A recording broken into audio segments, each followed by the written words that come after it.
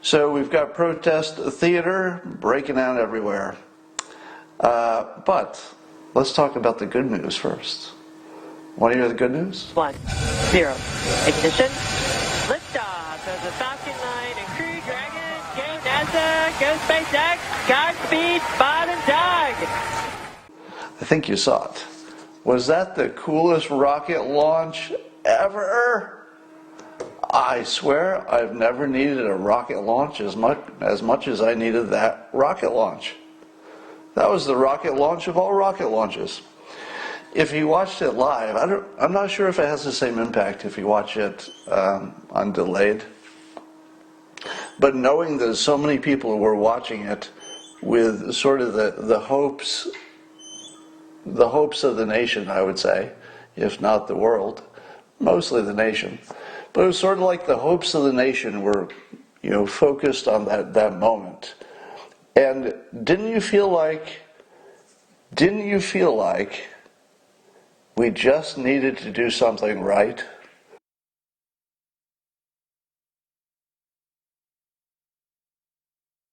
We, meaning people in the United States. You and I didn't have anything to do with it. You and I don't get any credit at all. But don't you like that some large entities, in this case SpaceX and NASA, and our government, don't you like that these large entities, which are American entities, did something that was so right, just so right? It was beyond technology. It actually achieved, I think, art. Now, I would say that about a lot of Apple products. You could say that Apple products were, technology and they were tools, but they were also art. Steve Jobs made it so. And I think Elon Musk is certainly operating at that same level, where I don't think he's happy with technology. I don't think he's happy making a product. It feels like he's making art. And here's the fun thing. Obviously, the United States has to get pretty serious about space, both government-wise and private-wise, private company-wise, because there's so much national defense, purposes up there. But also, apparently there's just enormous wealth to be mined by whoever can get up there economically.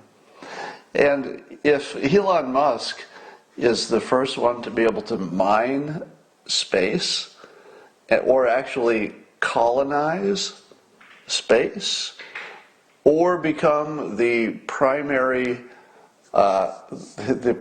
transportation in space, do you know how rich he's going to be?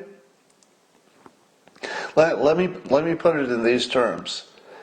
It is not impossible that someday Elon Musk will, wait for it, own a planet. Because what are the rules about who owns a planet? If you had a private company that was the first one to get to a planet, do you get to keep it? Does anybody know what the rules are for that? If Elon Musk, let's say Elon Musk is 90 years old and going strong because he's using the blood of young children or something, so he's staying young, but he's 90 years old, and by now he's probably a trillionaire just by the normal compounding of money and his investments.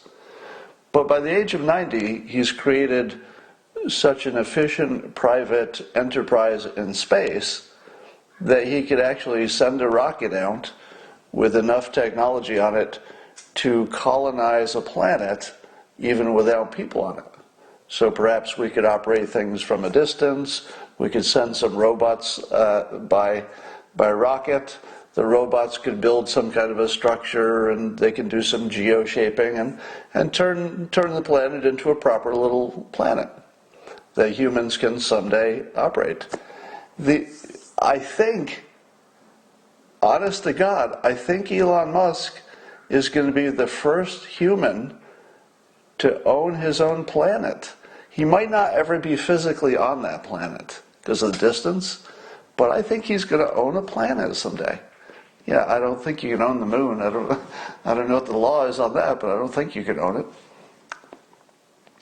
Anyway, so that was inspiring.